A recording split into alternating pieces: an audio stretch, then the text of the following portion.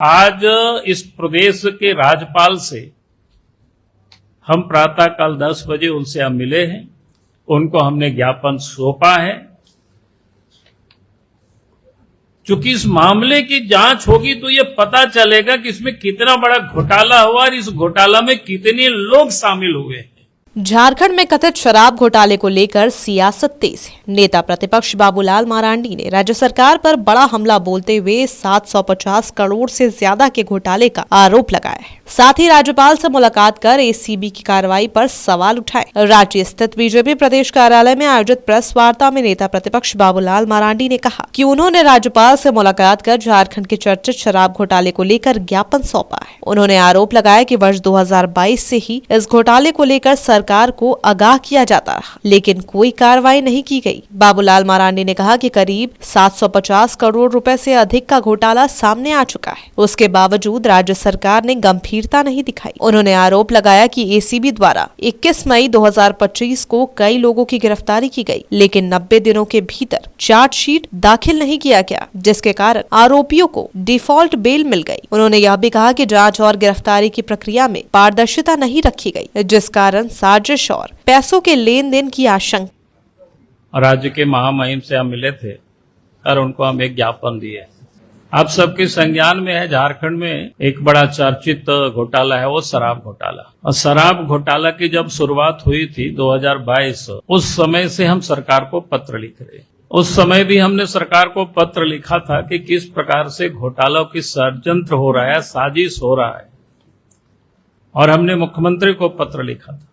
लेकिन राज्य सरकार ने उस वक्त कोई संज्ञान नहीं लिया, ना पत्र का कोई जवाब दिया, ना कोई एक्नॉलेजमेंट दिया, ना फिर कोई उस वक्त कुछ कार्रवाई नहीं किया, बल्कि शराब में घोटाला होते रहा। और घोटाला इतना नहीं हुआ, थोड़ा बहुत नहीं हुआ। अब तो उस घोटालों की जो जानकारियां मिल रही है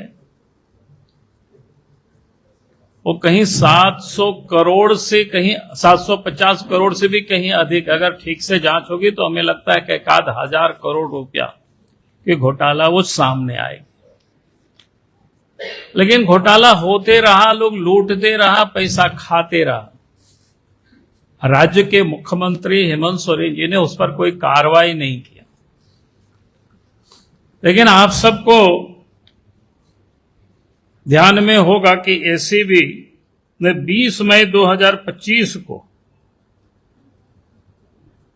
घोटाला के जो मुख्य सूत्रधार थे, उस समय तत्कालीन उत्पाद सचिव आईएएस विनय कुमार चौबे जी थे, संयुक्त उत्पाद आयुक्त गजेंद्र सिंह थे, गिरफ्तार किया गया। किस प्रकार से आनन फनन में गिरफ्तारी हुई थी, ये आप सबको जानकारी में। पूछताछ के लिए बुलाया जाता है, पहले कोई एफआईआर भी नहीं था, और फिर एफआईआर करके उनको तुरंत जेल में डाल दिया। और 21 मई 2025 को Jharkhand state beverage corporation limited के जो महाप्रबंधक सुधीर कुमार दास, पूर्व महाप्रबंधक सुधीर कुमार, प्लेसमेंट एजेंसी के नीरज कुमार, ऐसे लोगों को गिरफ्तार किया।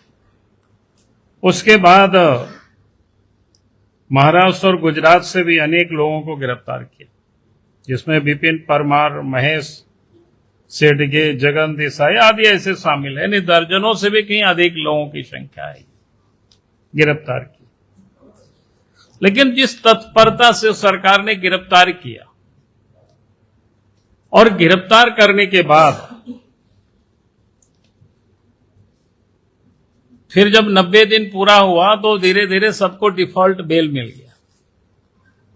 यानी सरकार की ओर से, एसीबी की ओर से चार्जशीट सबमिट नहीं किया गया। तो ये, इसको आप क्या कहेंगे? ये बिल्कुल क्या कहते हैं, पूरी इसमें भी साजिश ही नहीं, बल्कि इनको बचाने की साजिश, और इसमें भी पैसा कमाने के एक प्रकार से षड्यंत्र किया गया। पहले शराब घोटाला में और जब शराब घोटाला किया तो उस समय भी पैसा लोगों ने लिया और फिर उसके जांच के नाम पर फिर केस, एफआईआर, फिर गिरफ्तारी और गिरफ्तार होने के बाद 90 दिनों तक चार्जशीट सबमिट नहीं करना और फिर धीरे धीरे सबको डिफॉल्ट बेल मिलते चला गया।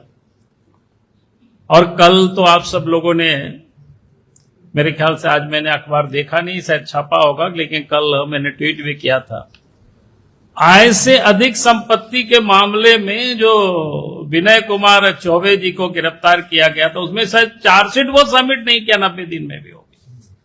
तो आप समझ सकते हो सरकार कितनी गंभीर है, करप्शन की जांच के लिए एसीबी कितना गंभीर है, इससे आप समझ सकते हो। यानी इस मांगों को लेकर के आज इस प्रदेश के राज्यपाल से हम प्रातःकाल 10 बजे उनसे हम मिले हैं, उनको हमने ज्ञापन सौंपा है। चूंकि इस मामले की जांच होगी तो ये पता चलेगा कि इसमें कितना बड़ा घोटाला हुआ और इस घोटाला में कितने लोग शामिल हुए हैं। रांची से एन तिवारी के साथ कुलांचल लाइव डेस्क।